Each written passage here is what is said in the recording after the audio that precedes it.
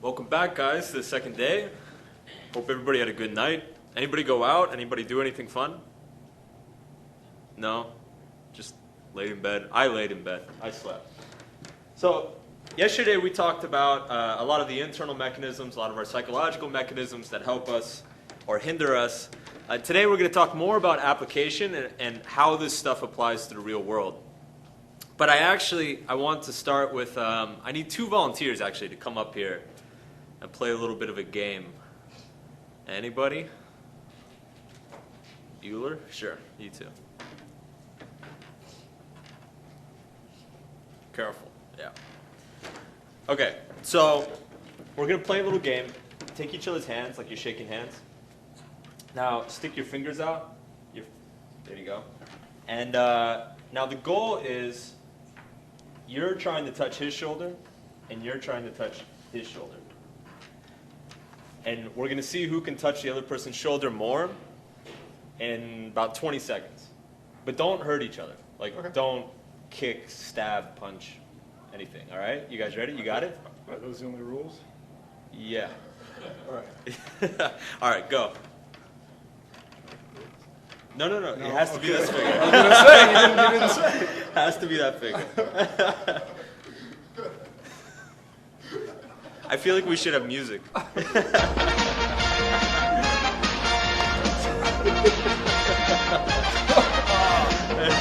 one.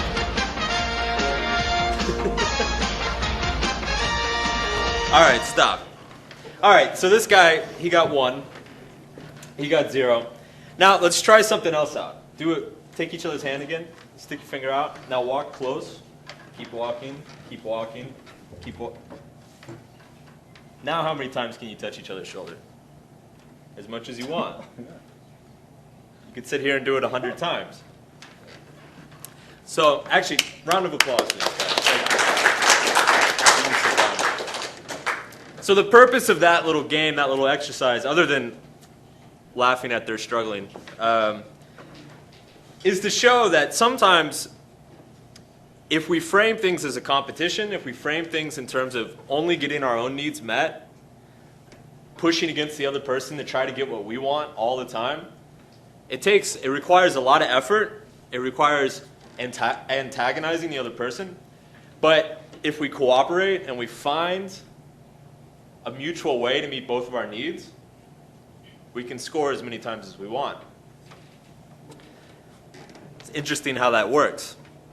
And that applies to a lot of different relationship situations, a lot of different social situations. A lot of us approach social situations in terms of getting what we want out of it. Finding a way to satisfy ourselves, finding a way to satisfy our own needs. Whereas, if we look for the win-win opportunities, if we identify the other person's needs and our own needs, and find where those two things intersect, we can both win as much as we want.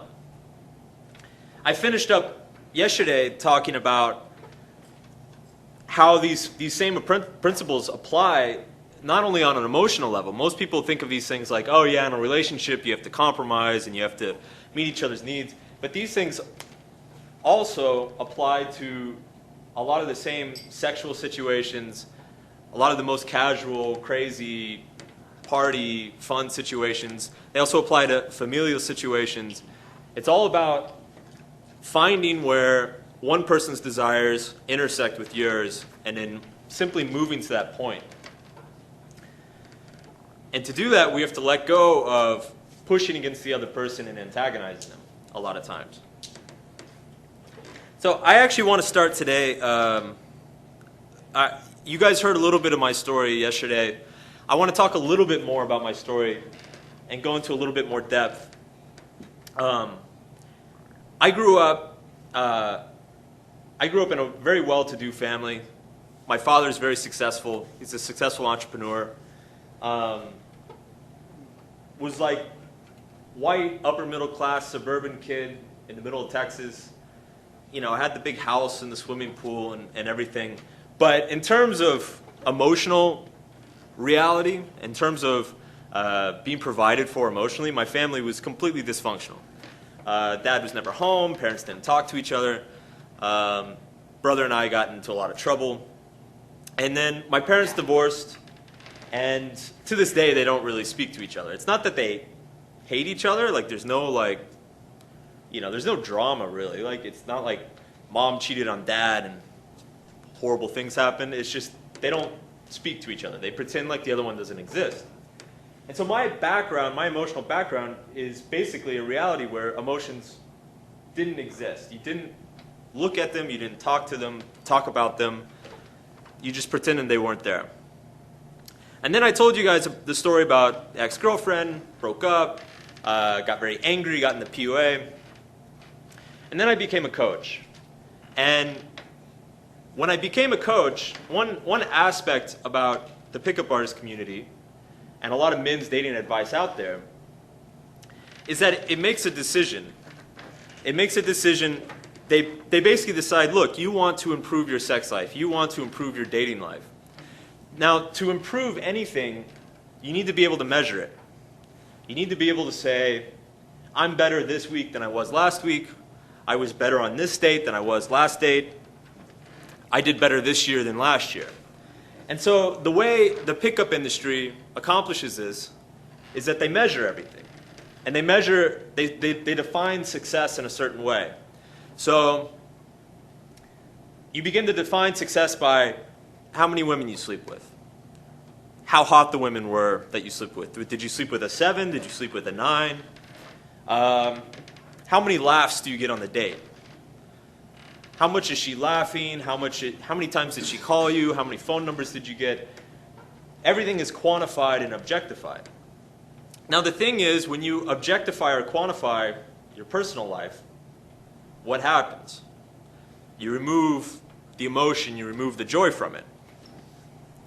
And so, for most people, I mean, this is why some people are immediately turned off by that whole industry, is that they see that and they're like, I don't want to objectify my emotional life. But guys who come from bad emotional backgrounds see that and they're like, that's awesome. I don't have to deal with my emotions and I can go get laid a lot. I can rack up a really high stat sheet and go brag to all my friends. And so anyway, I got very sucked up into that. I spent a long time in that. And in a lot of ways, it's very psychologically unhealthy. And there's actually, it was years later when I got into researching a lot of psychology that one of the first things I stumbled across was this idea. In psychology, it's called the overjustification effect. And the overjustification effect is very important. It's basically the idea that when we're given external incentives to do something that we're internally motivated to do, it lowers motivation. And some of the experiments that discovered this were pretty incredible. They've basically found that if you take creative jobs, or jobs that people are naturally inclined to do for creative reasons, and you start rewarding them or giving them incentives, it actually decreases the people's motivation to do it, and they actually do a worse job. I mean, think of how many musicians in rock bands get really rich and then they start sucking. And I went to, before I went to real university, I went to music school. I spent a year in music school. And at the time I was very surprised because there's like a 90% dropout rate in music schools. And if you go to art schools, it's the same story, 90% dropout rate. And a big part of it is that what you have is you have these activities that people have always been naturally inspired to do, that they've all naturally spent all of their free time doing because they love it, because they enjoy it, and then suddenly you put them in an environment where everything they do is judged, it's graded, it's compared against their peers, it's compared against their teachers, they're criticized for it. And what happens? Creativity drops, motivation drops, general happiness drops. Well, this actually started to happen to me in my personal life.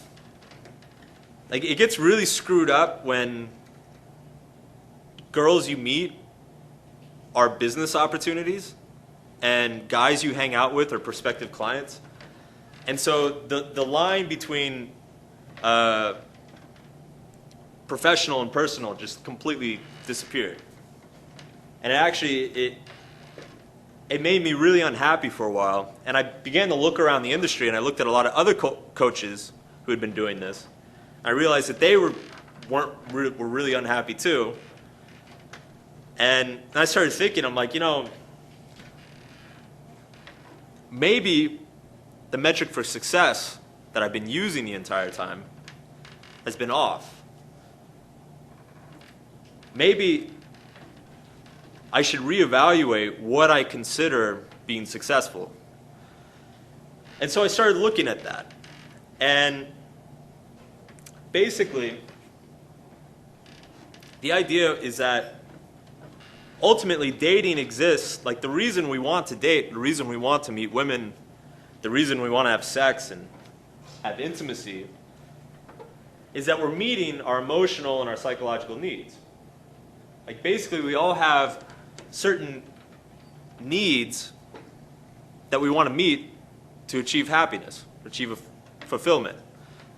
I mean, really, it comes down to being less lonely and feeling better about ourselves.